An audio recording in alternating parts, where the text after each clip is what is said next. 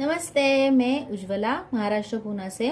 दोस्तों, ये जो आप देख रहे हैं ये सब मेरे ऑर्गेनिक वाले खाद है। ये है मेरा किचन वेस्ट कंपोस्ट, ये डीएपी है। ये ऑर्गेनिक तो नहीं है लेकिन ये इसका इस्तेमाल मैं आज करने वाली हूँ। ये ऑप्शनल है, आप चाहे तो ले सकते हैं वरना नहीं लिया तो भी चलेगा। ये है नीम खली, अभी थोड़ी सी बची है, नया पैकेट मैंने खोला नहीं है अब तक। और ये है रॉक फॉस्फेट।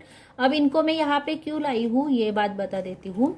वैसे बारिश का महीना तो अब लगभग खत्म हो गया है, बारिशें तो अभी नहीं आ रही है।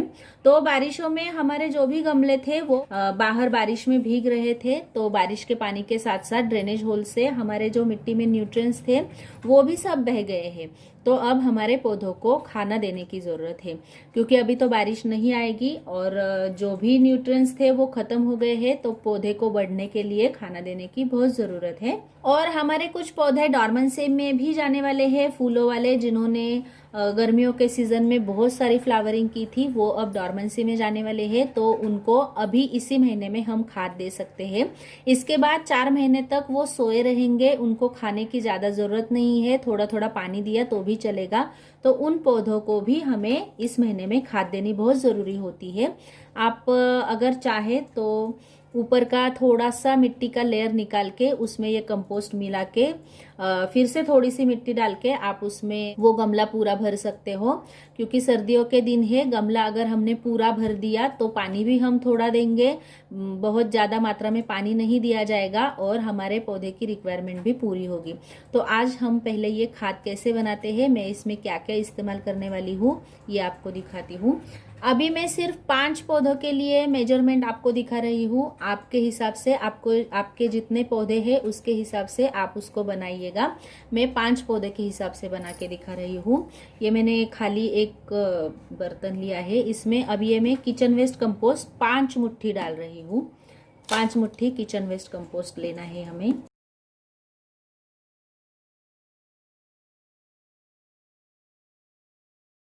अब इसमें हमें मिलाना है ये रॉक फॉस्फेट। आपके पास अगर बोन मील है तो आप बोन मील भी इस्तेमाल कर सकते हैं, और अगर कोई वेजिटेरियन है बोन मील इस्तेमाल नहीं करना चाहता तो रॉक फॉस्फेट बोन मील के लिए एक अच्छा खासा ऑप्शन है। तो इस रॉक फॉस्फेट को हमें सिर्फ 2 चम्मच ही मिलाना है, ज्यादा नहीं मिलाना, क्योंकि जो कंपोस्ट हमने लिया है उसमें फॉस्फेट की मात्रा तो होती ही है। तो ये 2 चम्मच फॉस्फेट ही हमें इतनी कंपोस्ट के लिए काफी हो जाएगा। और कंपोस्ट के बारे में बात करते वक्त मैं एक बात बोलना चाहूंगी।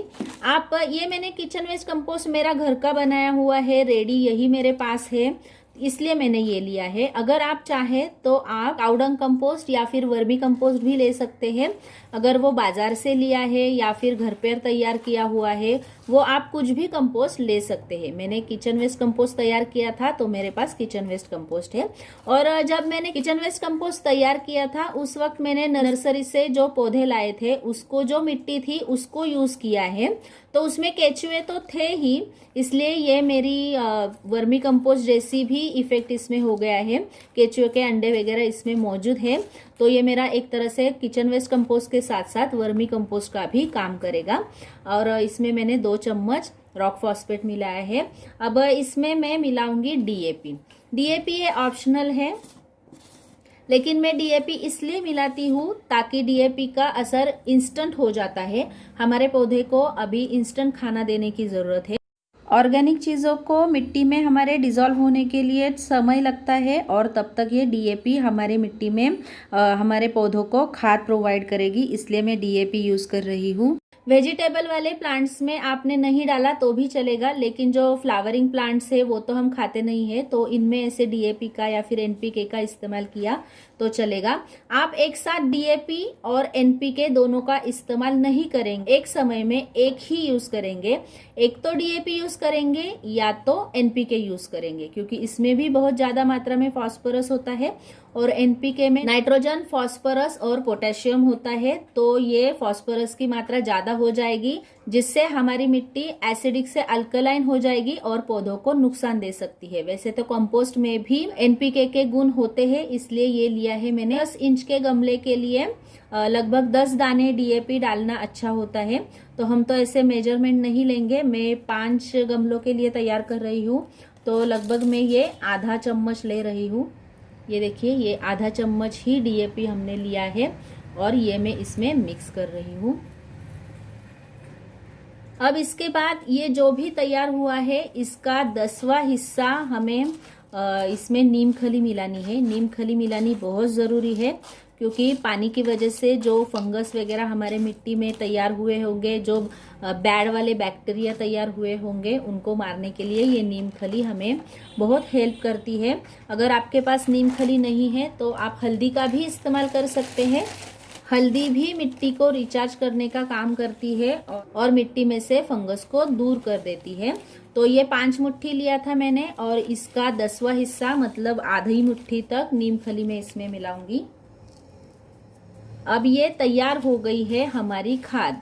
ये हम सितंबर महीने में हमारे हर प्लांट में दे सकते हैं, चाहे वो फ्लावरिंग वाले हो, फ्रूटिंग वाले हो, ऑर्नामेंटल हो, बेल हो, कोई भी हो, उसमें हमें ये मिलाना है। अगर आपका 4 इंच का गमला है तो आप इसमें सिर्फ ये 1 चम्मच भी मिला सकते हो और अगर 10 इंच का पॉट है तो आप 1 मुट्ठी तक मिलाइएगा और पौधे की रिक्वायरमेंट के अनुसार आप कम ज़्यादा इसको कर सकते हैं। तो ये हमारी सितंबर में देने वाली खाद तैयार है। खाद को गमले में किस तरह से मिलाया जाता है इसके बारे में भी मेरा एक वीडियो चैनल पर अवेलेबल है, आप उसे ज़रूर देखिएगा और उसको देख के ही फॉलो करके आप सितंबर महीने में ये खाद अपने गमले में ज़रूर मिलाइएगा। तो कैसे लगा आपको ये वीडियो? अच्छा लगा तो लाइक ज़रूर कीजिएगा और मेरे चैनल को सब्सक्राइब कीजिएगा। नमस्ते।